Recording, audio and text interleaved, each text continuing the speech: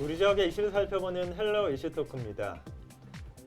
이번 시간은 신년대담 특집으로 새해를 맞아 우리 지역 자치단체장을 초청해 올해 시정에 관해 얘기 나누는 시간을 마련했는데요. 오늘은 정현복 광양시장과 함께 하겠습니다. 안녕하십니까? 안녕하십니까. 먼저 LG 헬로비전 시청자분들 그리고 광양 시민분들께 새해 인사 부탁드리겠습니다.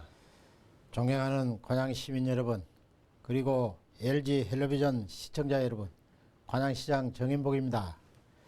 새해에도 광양시는 30만 자족도시, 전남 제1의 경제도시, 전국 제1의 아이 영역이 좋은 도시를 위해서 시민과 함께 힘차게 나아가겠습니다. 올 한 해 소망하시는 모든 일이 이루어지는 한 해 되시기를 기원합니다. 감사합니다.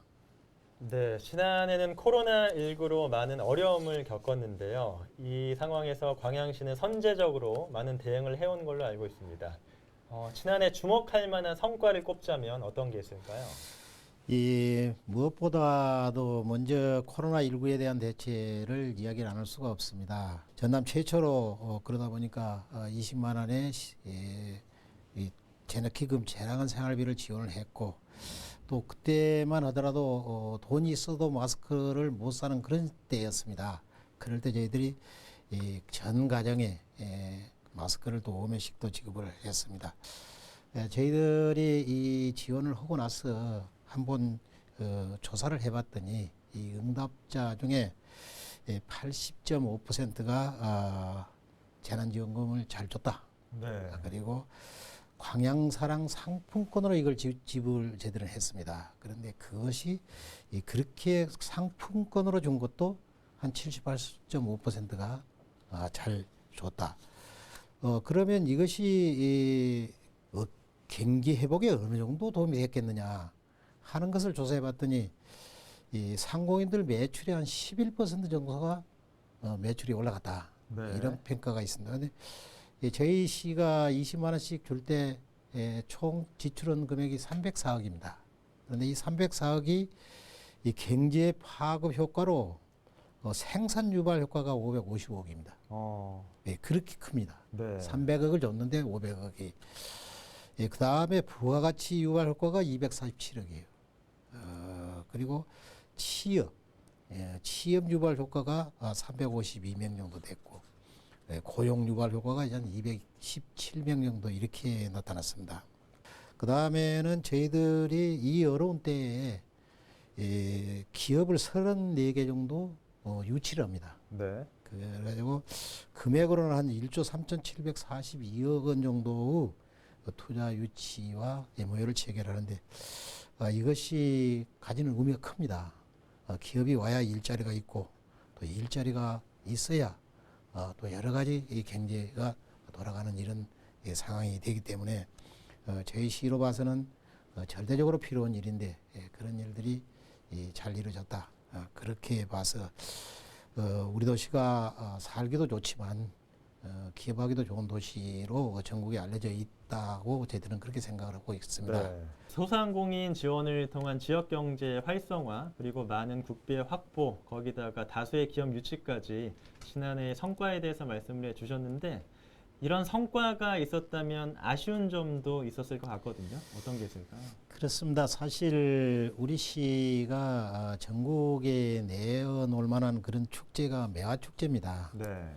이 매화축제는 꽃축제로서는 전국에 제일 먼저 예를 들어 시향이 되는 그런 축제고, 또 가장 많은 관광객이 모이는 그런 축제 중에 하나입니다. 근데 작년에 이 매화축제를 못했습니다. 그리고 우리 시가 젊은 도시입니다. 또 학생도 많은 그런 도시인데 K-팝을 우리가 공연을 할 생각이었습니다. 그런데 네. 이것이 하지 못함으로 해서 우리 시의 젊은 분들이 굉장히 아쉽게 생각을 하고 또 이런 것들이 있었습니다. 이런 것들이 어떻게 보면 시민에게 즐거움을 주고 희망을 주는 일들인데 이런 것들이 되지 못해서 많이 아쉽습니다. 네. 시장님께서 신년 영상 브리핑에서 올해 이제 목표를 일상과 경제 회복에 중점을 두겠다고 밝히셨는데 그렇다면 이제 좀 구체적으로 말씀을 들어보겠습니다. 산업 분야에서 예. 어떤 계획을 갖고 계신가요? 예, 구체적으로 뭐 이제 뭐 일자리에 대해서는 제가 그 간단하게 한번 말씀을 드리겠습니다. 네. 포스코가 우리 시에 온 지 지금 30년이 넘었습니다. 그런데 그동안에 포스코에 취업을 하려면 굉장히 어렵습니다. 그런데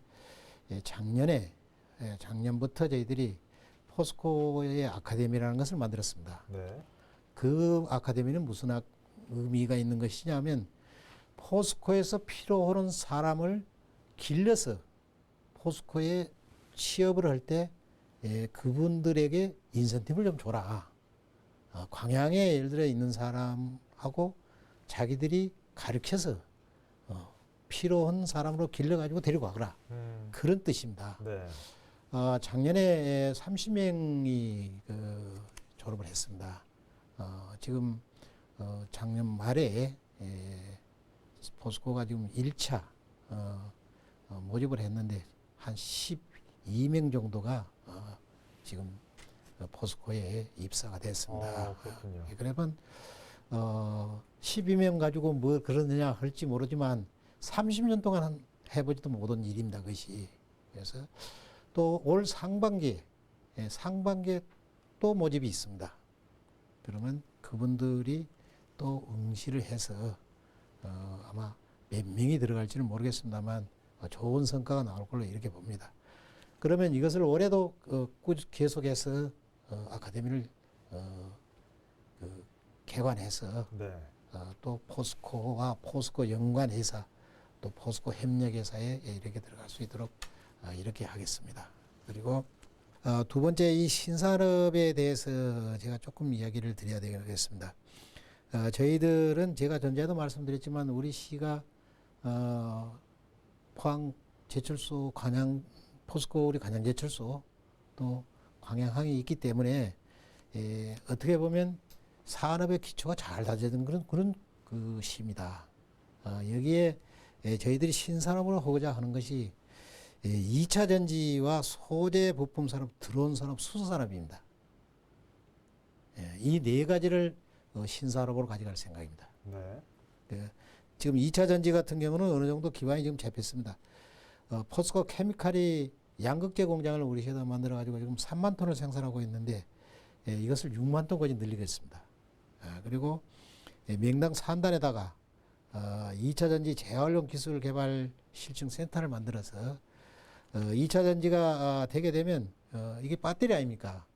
반드시 재활용 센터가 있어야 합니다. 네. 그래서 이 센터가 거기에 구축되도록 하겠습니다. 그리고 앞으로 필요하게 할 수밖에 없는 이런 시대가 오기 때문에 거기에 선제적으로 대처를 해 나가겠다. 이렇게 계획을 수립하고 진행을 하고 있습니다. 네. 말씀하신 내용 중에 그 포스코 교육기관은 네. 지역 인재 양성이라든가 산학 협력 이런 네. 차원에서 큰 의미가 있을 수 있겠다 이런 생각이 들거든요. 그렇습니다. 예, 제가 산업 분야에 대해서 네. 얘기들을 들어봤습니다. 네. 첨단 기술이 발달할수록 정책에 반영되기 마련이잖아요. 네. 광양시는 지난해 국토교통부가 주관한 2021년 지자체 지능형 교통체계 구축 공모 사업의 대상지로 선정이 됐습니다. 지능형 교통체계, 뭐 ITS라고 하는데 시청자분들이 좀 생소하실 수도 있을 것 같거든요. 이게 어떤 개념인가요? 예, 이게 지금 ITS는 인텔리전트 트랜스포트 시스템이라는 그런 약자입니다. 지금 이게 네. 결국은 지능형 교통 체계라고 이렇게 해서 공모가 돼서 우리 시가 유일하게 좀 됐습니다. 그런데 이것이 결국 스마트 시티가 되는 과정입니다. 과정의 일부분입니다. 네. 예, 그래서 돈을 지금 국비만 해도 102억을 지금 받고 우리 지방비 68억까지 포함해서 170억이 되는데 이것은 이 도시 교통에 대해서 전반적으로 예를 들어 시스템을 바꾸는 겁니다. 아주 교통 흐림 체계부터 정책까지고 모든 것이 해결되는 이런 시스템입니다. 네. 그래서 이것을 2022년까지 하도록 되어 있습니다. 그래서 이주임시로 잘 하겠습니다. 그런데 사실 이 지금 진흥형 교통 체계만 개선을 하는 것이 아니라 우리 시에서는 지금 기존의 도시가 잘 되어 있는 금호동이나 이런 동이 있습니다. 이런 동에는 스마트 챌린지라는 사업이 또 있습니다. 네. 이런 것을 이 교통 체제 진흥형 체제와 함께 해가지고 기존 도시도 좋게 한번 만들고 또 특별하게 이 진흥형 교통 체계가 우리 시에 또 됐기 때문에 또 이 스마트 시티를 시범적으로 한번 할 생각입니다. 네. 이 스마트 시티는 사실 이 우리 동부에 또 경남 서부에도 지금 없는 그런 도시 모델을 한번 만들겠다. 결국은 정부가 원하는 사안들 이런 것을 모두 다 수용하는 그러니까 그 도시에 가면 모든 것이 스마트로 끝이 날 수 있도록 네. 이런 도시를 지금 한번 구상을 하고 있습니다. 네. 이걸 구체적으로 빠른 시일 내에 만들어서 하겠습니다. 네. 예, 우리 시가 그런 생각을 하게 된 거는 다른 도시는 기존 도시로 다 돼 있지만 우리 시는 새로운 도시로 요즘 많이 만듭니다. 도시를 키우려고 저희들이 뭐 신개발지를 많이 만들고 있어요. 그런 지역에다가 한번 이런 시범 도시로 만들어서 나머지 이제 그것이 이 효과가 있다고 생각한다면 나머지 우리 시 전체도 그런 식으로 이렇게 바꿔나갈 그런 생각입니다. 네. 광양시의 여러 가지 이야기들을 나누고 있는데 관광 분야도 빼놓을 수가 없잖아요. 네. 지난해 이제 광양시는 관광 슬로건을 선포를 했고요. 올해는 가족형 어린이 테마파크도 첫 삽을 뜨게 돼서 굉장히 기대가 많이 됩니다. 관광 분야도 말씀 들어볼게요. 예, 사실 관광 분야 하면 제가 우리 시민들한테 질책을 많이 받습니다. 광양시가 관광이 할 만한 데가 어디가 있느냐, 또 사람이 찾아오면 어디를 이렇게 보여줄 만한 데가 있느냐 그런 이야기가 많이 있어서 민선 7기에 들어와서 그것을 한번 극복을 하자 그렇게 해가지고 이제 여러 계획을 수립한 것이 어린이 테마파크 또 이순신 대교 해변공원, 이 섬진강 백길복원, 또 망덕포구 마리나항 이런 것들입니다. 그리고 백운산에 저희들이 치유숲이라 치유숲을 가지고 있습니다. 그런 것들을 또 동백님을 자생 동백님이 그 백운산에 있습니다. 네. 이것을 한 전국에서뿐만 아니라 세계에서도 가장 큰 동백님을 이렇게 만들자 이런 계획을 가지고 함께 출발한 것이 관광 산업의 파트별로 일입니다. 네. 그러면 이것이 이제 되면 어떻게 할 것이냐? 모두 이렇게 연결이 되도록 코스를 이렇게 만들어서 연결이 되도록 이렇게 할 생각입니다. 결국 우리 시가 다른 시보다 인위적으로 만들어진 관광지는 없지만 자연적으로 조성된 관광 여건이 좋습니다. 백운산이라는 좋은 산이 있고 또 섬진강 훼손되지 않는 유일한 강입니다. 저기 지금 섬진강 또 광양만 또 구봉산이나 이런 이 가야산이나 이런 데서 보면 광양만의 야경이 또 이건 누구도 만들 수 없는 그런 것들을 가지고 있습니다. 네. 광양시는 30만 자족도시 건설을 목표로 하고 있는데요. 올해 추진되는 세대별 맞춤 정책이 긍정적인 역할을 하지 않을까 생각을 합니다. 생애 주기별로 어떤 계획을 갖고 계신가요? 육아종합센터를 지금 만들고 있습니다. 네. 이것이 또 돼가지고 체계 있게 하도록 이렇게 하겠습니다. 거기에다가 지금 한 가지 더 저희들은 해야 할 일을 지금 찾아진 것이 이 애들을 키워주는 것을 이제 하려합니다. 예를 들어 애들을 키워주는 부모에 대한 대책, 또 아니면 애들을 맡기는 사람들이 있다면 네. 그걸 맡아주는 사람에 대한 대책. 이것을 앞으로도 이제 어린이에게 직접 지원하는 거나 부모에게 직접 지원하는 것, 그것을 맡아주는 그 기관에 지원해 주는 것과 함께 별도로 키워주는, 예를 들어 보육에 대한 별도 부분에 대해서 앞으로 시행을 할 생각입니다. 결국은 지금은 이 가정에서만 애만 키우는 사람이 별로 없습니다. 그리고 젊은이들이 지향하는 목표가 웨어러블입니다. 예를 들어 일과 가정이 양립할 수 있도록 이렇게 해줘야 되는데, 이것이 애들에 대한 키우는 부담이 된다 그러면 안 해버립니다. 그래서 이것을 해결하는 방향으로 정책을 가져갈 생각입니다. 민선 7기 이제 1년 반이 남았거든요. 시장님께서 생각하시기에 당초에 계획하셨던 것 어느 정도 이루셨다고 보시나요? 예, 그것은 제가 이제 민선 7기 시작할 때 그 공약 사항이라는 것을 먼저 시민들에게 제시하고 그것을 잘하겠다 싶으니까 이제 제가 선택이 돼서 시장이 된 사람입니다. 네. 객관적으로 뭐 여러 가지가 뭐 일이 진행되기 때문에 별도로 뭐 어느 정도 진행이 됐다 이런 것을 전체적으로 다 측정하기는 어렵습니다. 다만 이 공약사항, 이행사항을 이렇게 보면 이 일이 어느 정도 진척이 됐고 시민과의 약속이 이행이 됐겠냐 이런 것들을 판단할 수 있는데, 저희 시가 작년 말로 해서 공약사항을 이렇게 파악을 해보니까 한 83% 정도 했습니다. 네.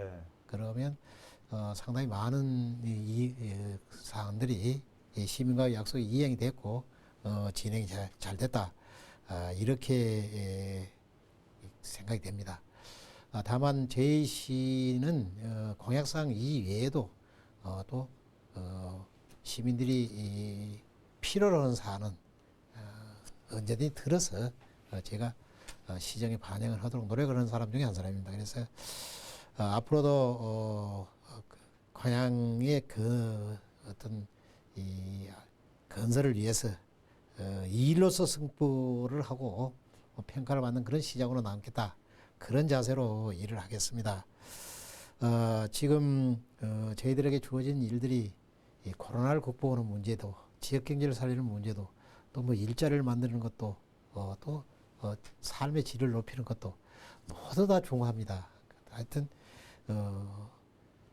우리가 함께하는, 제와 함께하는 공직자들과 함께 의견을 잘 모아서 아주 열심히 이렇게 해나갈 생각입니다. 네. 자, 오늘 광양시에 관해서 여러 가지 이야기를 나눠봤는데요. 마지막으로 LG 헬로비전 시청자분들 그리고 광양 시민분들께 인사드리면서 마무리하겠습니다. 예, 존경하는 광양 시민 여러분, 그리고 LG 헬로비전 시청자 여러분, 지금 우리는 위기와 기회가 공존하는 불확실한 시기에 직면해 있습니다. 시민과 공직자 모두 혼신의 힘을 다하여 위기를 판단하기보다는 기회로 생각하며 우리 시가 더욱더 도약할 수 있도록 모든 열정과 역량을 쏟아나가겠습니다. 하지만 저는 여기에 만족하지 않고 관양시가 가지고 있는 무한한 잠재력과 가능성을 발전시켜서 시민 여러분의 신뢰, 또 시민이 잘 살 수 있도록 보답해 드리고자 합니다. 2021년 새해에도 변함없는 관심과 성원을 부탁드립니다. 뜻하신 일 모두 이루시기를 바랍니다. 새해 복 많이 받으십시오. 감사합니다. 네, 오늘 헬로 이슈토크 신년 대담 정연복 광양시장과 함께 했습니다. 오늘 말씀 잘 들었습니다. 고맙습니다. 지난해 코로나19를 비롯한 어려운 상황에서도 많은 성과를 거둔 광양시. 점점 변화되는 환경 속에서 지속 가능한 발전을 위해 미래를 창조해 나가는 광양시의 밝은 날들을 기대해 보겠습니다. 헬로 이슈토크 오늘 순서 여기서 마칩니다.